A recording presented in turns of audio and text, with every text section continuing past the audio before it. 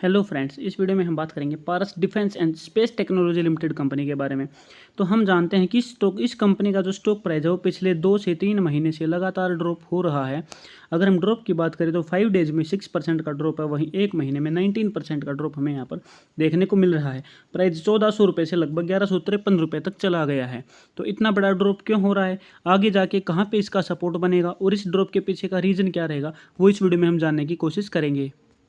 अगर कंपनी के टेक्निकल्स की बात करें तो यहाँ पर आप देख सकते हैं कि जो कंपनी के स्टॉक का जो प्राइस है वो 1581 रुपये से ड्रॉप होना शुरू हुआ था और वो ड्रॉप होते होते 1150 रुपये तक आ गया है। अब आगे का जो सपोर्ट और रेजिस्टेंस है वो हम इस वीडियो में जानने की कोशिश करते हैं। तो यहाँ पर आप देखेंगे तो जो सपोर्ट पॉइंट था 1158 रुपये 47 पैसे का, उसको इसने ब्रेक कर दिया है और ये कैंडल की क्लोजिंग नीचे है। हल्के से यहाँ पे लास्ट में बायर्स आए हैं, लेकिन फिर भी यहाँ पर सेलिंग प्रेशर बना हुआ है और ये प्राइस आगे जाके और ड्रॉप होने की पॉसिबिलिटीज़ बन रही है। तो इसमें हमारा अगला जो सपोर्ट है वो 1030 रुपये का बन रहा है। उससे अगर उस प्राइस को भी ब्रेक कर देता है, 1030 को भी ब्रेक कर देता है, तो नेक्स्ट सपोर्ट हमारा 813 बनेगा। और इस बीच में हमें एक और सपोर्ट मिल रहा है। उस सपोर्ट की अगर बात करें तो वो सपोर्ट हमारा लगभग 947 रुपये का हमें वो जो सपोर्ट मिल रहा है, यानी कि हमें यहाँ पर 3 सपोर्ट पॉइंट मिल रहे हैं, जिसमें 1030, 947 और 813 रुपये के ये सपोर्ट हैं। इसमें आप 1% अप और 1% डाउन का जो रेंज है वो ले सकते हैं उस सपोर्ट के लिए।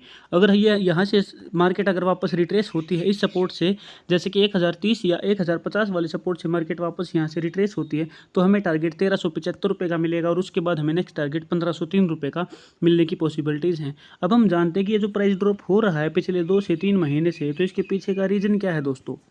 प्राइस ड्रॉप होने के पीछे का रीज़न मुझे समझ में आता है शेयर होल्डिंग। यहाँ पर अगर आप यहाँ पे देखोगे तो प्रोमोटर्स की होल्डिंग में कोई भी चेंजेस नहीं है, लेकिन यहाँ पर DII और FII के बीच में एक बड़ा सा खेल हमें समझ में आ रहा है।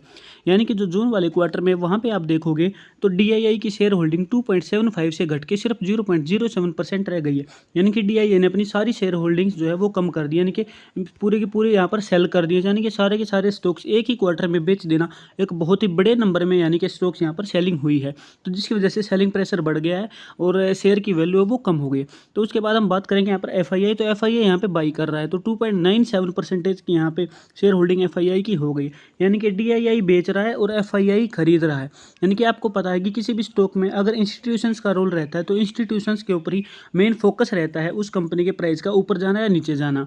तो इन दोनों की वजह से यहाँ पे शेयर प्राइस हमें इस तरीके से देखने को मिल रहा है। तो अगर आगे चलकर अगले क्वार्टर में FII भी अपनी शेयर होल्डिंग कम करता है तो ये प्राइस और ड्रॉप होने की पॉसिबिलिटीज़ बन रही है। ऐसे टाइम में यहाँ पे पब्लिक जो है, रिटेल इन्वेस्टर है, उसको थोड़ा संभल कर रहना है।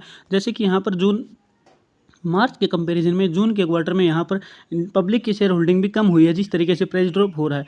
लेकिन अभी आगे चल के एक बाइंग की अपॉर्चुनिटी बन सकते हैं। जो भी मैंने आपको सपोर्ट पॉइंट बताए उन पे आपको नज़र रखनी है। अभी आपको इसमें थोड़ा संभल कर रहना है, क्योंकि यहाँ पर FII और DII के जो नंबर्स हैं उन्होंने इन्वेस्टर्स को चौंकाने वाले रिजल्ट यहाँ पर आपको नंबर्स दिखाए हैं। तो मुझे उम्मीद है वीडियो आपको पसंद आई है। अभी आपको थोड़ा संभल कर रहना है इस स्टॉक में, और इस वीडियो को अब जरूर अपने दोस्तों को शेयर करना है। इस वीडियो को लाइक जरूर करें और चैनल को सब्सक्राइब करना ना भूलें। Thank you very much.